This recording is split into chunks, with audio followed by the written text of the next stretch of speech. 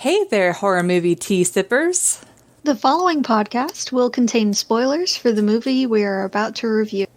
If you have not seen the movie and do not wish to have anything ruined prematurely, then please do not continue to listen until after you have seen the movie. And welcome to the Horror Movie Tea Podcast.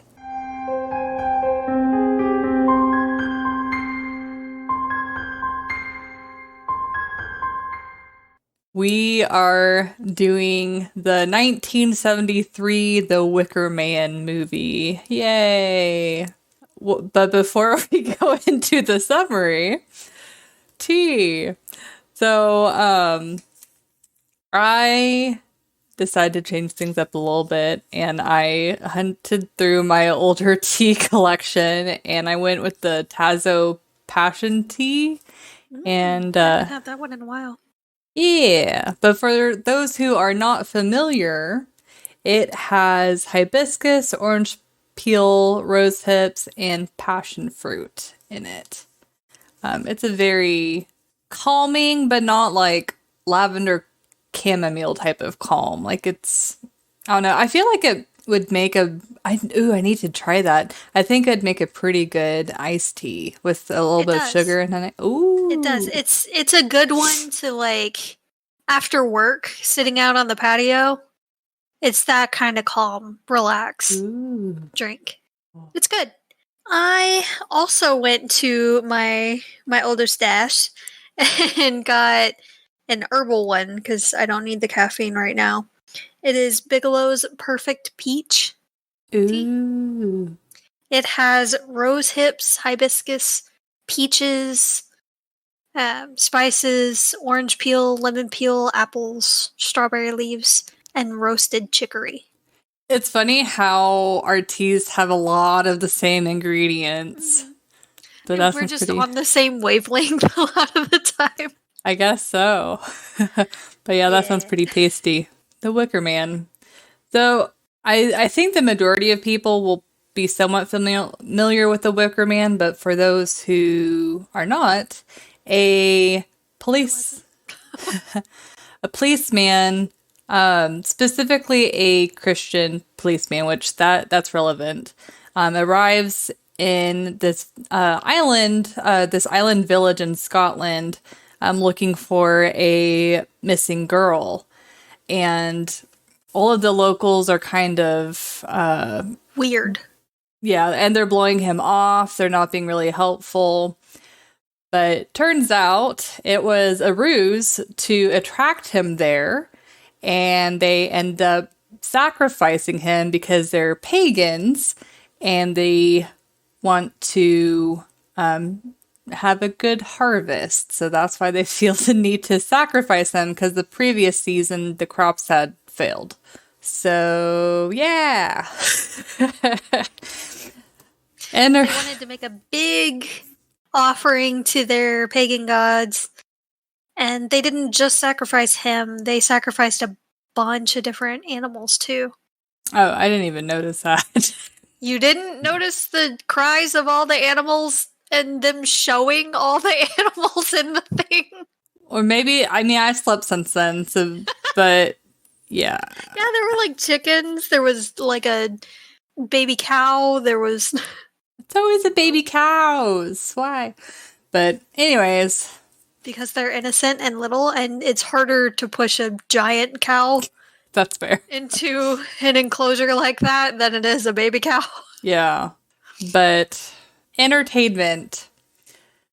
So the majority of this movie, we both were like staring with our mouths open and like WTF.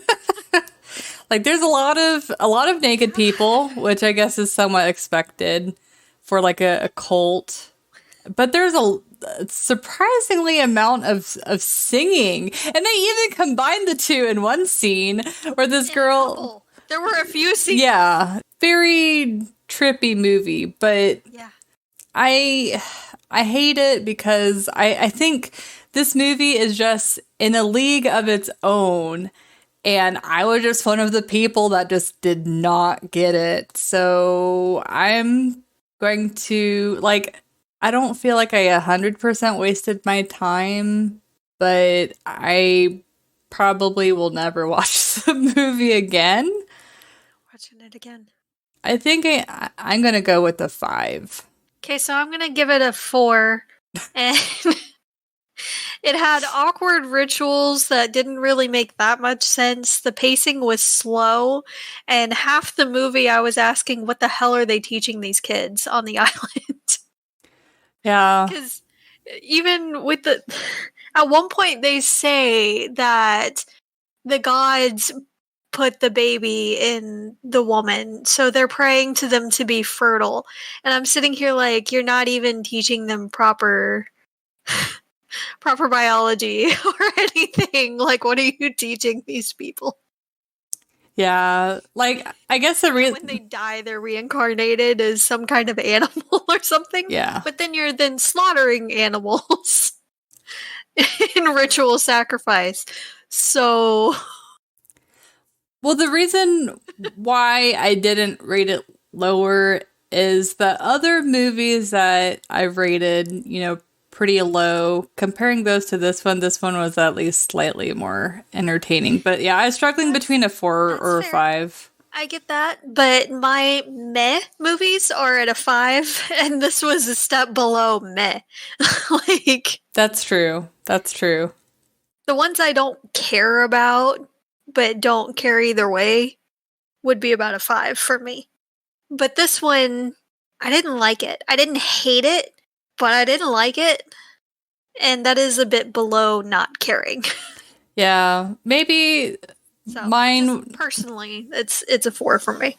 mine would, revising my previous statement, I think my more accurate view would be more like a 4.5, because it wasn't, for me personally, it wasn't okay. It was slightly below an okay, but it's difficult because the way that this movie is made, it's very deliberate. Like, it's not a clusterfuck like some of the other movies that we've reviewed. So they obviously knew what they were doing, but it's so strange. It's so out there that, at least for us, it was just more mind-boggling than entertaining or deep or anything like that. And it's not quite like The Shining, where, like, with The Shining, you're like, oh, it's obvious that these parts are trying to be more artful. With The Wicker Man, it just seemed like they're just trying to be weird. Yeah. But I mean, to be fair, it is kind of a reflection of the village themselves, because the villagers are very strange. Yeah. They're a bit out there. Yeah. That's all I had for entertainment, though. It was weird. And it felt so long. The movie was like an hour and a half, but it felt forever long. Yeah. Because it was slow and weird. Yeah, it's one of those movies where it finishes and it just leaves you so baffled that it's hard to gather your thoughts about it. Like, it's been several days since we watched the movie, and I'm still like, what did we watch? Yeah, normally we record it right after we watch the movie. Like, we get it. We're cool. We've got this. We just saw it. We know what we want to say. We had to take a beat after this one. And we're like, I don't know what I just watched. Can we record a different day? Yeah, And even now, we're both like, what did we watch? Yeah, it's a baffling movie. I don't know what they were smoking. Well, and this is also related, I think, to the entertainment scale. This movie was released in 1973, and I'm not sure the origins of the movie, but kind of my thought is it was when, the hippie movement was starting to become bigger, and cults were starting to become a lot more into the light.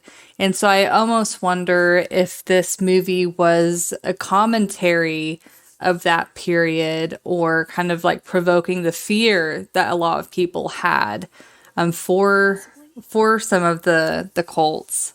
That's the only thing I can gather. Possibly. I mean, that's the best thing that I could think of, but if that's the case, do better. Well, but you have to think, back then, it was a lot more contrasting between, like, conservatives and, the free movement or the hippie movement. And so if you were a conservative watching this movie at that time period, I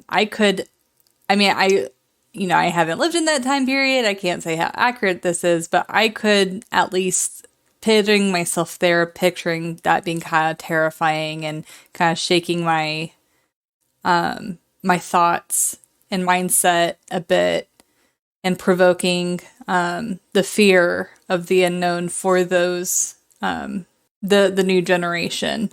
Fair enough. But yeah, very, very strange. If you guys like strange movies, then you will definitely hopefully get something out of this one. But we didn't get much out of it. Yeah. Which sucks because I know it is considered, at least in some circles, a horror classic. But it's a strange one.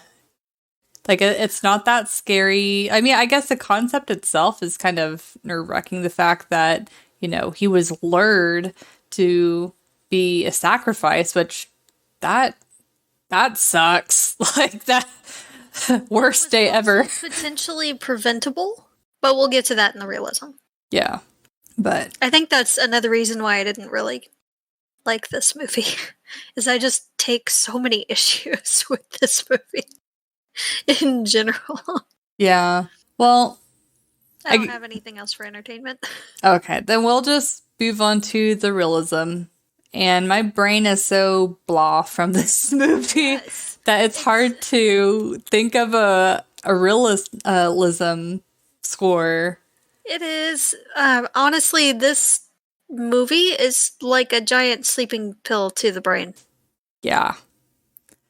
Like, it really dulls the senses, and just, you can't help but think, what the hell? Yeah, the entire time. The entire time. Like, in the beginning, it seems somewhat normal, but then it's when he starts talking to the villagers. You're like, Yeah. But as far as realism, and you probably are thinking of way more elements to it than I am, but I would probably rate it a 5. Like, the whole cult and paganism thing, I could see, because there are isolated communities that are kind of similar to that we've had in our history, but it's a very slim chance that something like that would happen. Yeah. I'm going to give it a 3. And there's a few reasons why, but the biggest reason is his shoddy police work. It doesn't make that much sense to me. First off, he came there without any backup. He's the only person. He flew himself there. No partner, nothing. He didn't seem to leave any information with his department of how long he was expecting to be, or if he would need help, or if I don't check in by this time, then send help or anything. He was just, oh, I'm here now. I'm looking for this girl. Like, it doesn't really make that much sense to me, and there's a lot more protocol to it than that. I know it was the 70s, so I know things were different. I also know it's a different country, but I feel like people would be a little concerned if he was there for like a week without any contact. Also, when people kept insisting that she didn't exist, and then finding out that she did when someone slipped up, why he didn't immediately call for backup is beyond me. It also took him way too long to go see the Lord of the island that every single islander kept mentioning and telling him they need permission from the Lord to be able to give him that kind of information or to show him whatever. Okay, that should have been one of his first stops. He seems to be the only authority figure on the island. Why not talk to him about the state of affairs or anything? Nothing else to see if he could get a lead. Anything. And then he keeps talking heavily about, this is not right. You're doing things horribly. What are you teaching these kids? Which I do appreciate. But at the same time, again, no backup. Nothing was done. Nothing was done. When he discovers that everyone is lying, they're even having the children lying about what happened, he doesn't do anything. He just moves on to the next one that he wants to interrogate/harass. Yeah. He knows something's not right, and he doesn't check in with anyone. He doesn't ask for any help. He doesn't do any or ask for any research or anything off the island. Nothing like that. They keep mentioning the crops and everything of how they're known for their fruits and everything, but they're not asking the ports on the other side where they're supposedly shipping them to, how their numbers have been looking or anything to do with that. Nothing. Yeah. So shoddy police work. Yeah, no, I definitely see what you're saying. I agree totally. And he didn't once go and check on his plane, which obviously has been tampered with when he couldn't make it start again. Yeah. Just no. No all around. Even his fiancée didn't seem to have an issue with him taking off randomly. He mentioned her a few times that he was engaged, never tried to contact her the entire time he was on the island. Yeah. I wonder, though, if it would be possible for him to call her at that time. Maybe not, but you'd think if he didn't check in at least a couple of days, that she would be concerned and send people looking. Yeah, which we don't know if he told her how long he would be there. He was gone for like a week. Yeah. I'd be concerned after a few days. That's true, because it's like, how long does it take to question people? Yeah. I know it's an island, but somebody knows something. And if you're not checking in at all, that to me says something went wrong. Even if there's nothing to report, check in and say, hey, still looking, haven't found anything, but these people are acting kind of weird. I'll check in 3 days. Simple as that. Though, I mean, but if he didn't have access to, like, if phones couldn't be, or if he couldn't do a phone call outside of the island. Oh, I know. I'm saying he should have flown his butt to the nearest port. Oh, gotcha. And he could have checked the records and things for their imports while he was there. That's true. That's true. Because people keep talking about how they're known for their fruits and exports and things, and yet they're using canned everything on the island. It doesn't add up, you know? Then when, at the very end, when they do capture him and throw him into the movie's namesake, he doesn't really try to get out. The entire time he's pleading with them using religious things, his religious sayings and things, which obviously don't mean a damn thing to this village. Yeah. Appeal to them some other way. Use some other logic, but your religion don't mean jack to these people. Clearly. Well, but I took it that he was doing it mainly to protect himself. At the very end, yes, when he's about to burn alive. Yeah. But he's pleading with them the entire time that they're dragging him to the thing as well. Yeah. Yeah. And it's clearly not working. And then when he's in there, he doesn't start kicking at anything, doesn't really, like, throw himself at the door or anything. It's made of sticks. It's sticks. Yeah, but whenever sticks are together, they do have a lot more strength. True, but there are some areas that weren't that well braided or anything. Like, it was fairly thin. I'm pretty sure a guy in his physical condition, should have at least been able to make a hole big enough for him to crawl out of.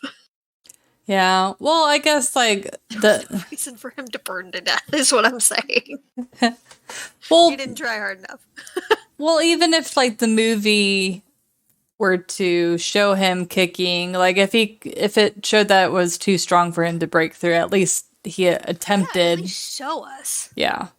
But he was standing there pleading with them. And then he started singing. And then started praying and all. Okay, well, I'm sorry. If this was a Saw movie, you would have failed horribly and you're now dead, regardless. And I'm sure this was purposeful. I don't know if this itched you as much as it bothered me, but like the pagan singing and then him singing and that clashing I was just like, oh my God. But I think everyone shut up. That was a part of it's supposed to, I think it's probably supposed to be uncomfortable. Yeah, it was. But yeah, I can see where you're coming from on the realism for sure. If I could go back, I would change my rating to a 4. That's about all I gotta say about this movie, though. It was weird.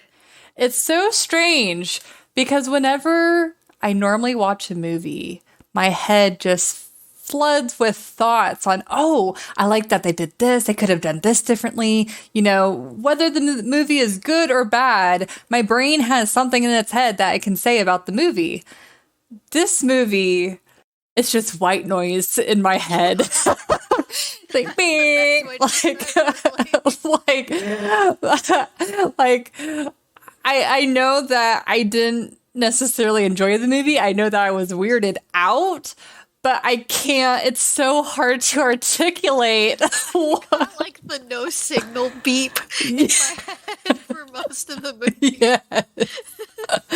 Yeah. Oh man. Yeah, like if you, like I mentioned before, if you guys like weird movies, then you might enjoy it. But if you tend to like the more mainstream horror, you are more than likely not gonna get much enjoyment from this movie. So I'm not watching this again. Yeah. I'm just not. Like, it might be entertaining to drink while watching it, but I probably would have made it better. But that's the extent of the funness. Or put us to sleep faster. Honestly, I don't know. Like, it was boring, but at the same time, it was so weird that it wasn't, like, soothing. So if I fell asleep to this, I'd probably get nightmares. Feel like a badass. Yeah. Yeah, it's like, I'd have, like, really weird dreams. But yeah, well, so this is probably going to be a pretty short episode, but in the next couple of weeks is going to be our 1-year anniversary, guys. So don't forget to follow us on Facebook, Twitter, Instagram. Also please subscribe to our YouTube. And especially with YouTube, I guess the other social platforms too, liking and sharing really does help get out the word, and we would appreciate any level of support you're able to provide. Yes. We will have a special guest star on our next podcast. Yay. So look out for that, guys. To kick off our Valentine's month, we wanted to have a special guest since it was close enough to our 1-year anniversary anyway.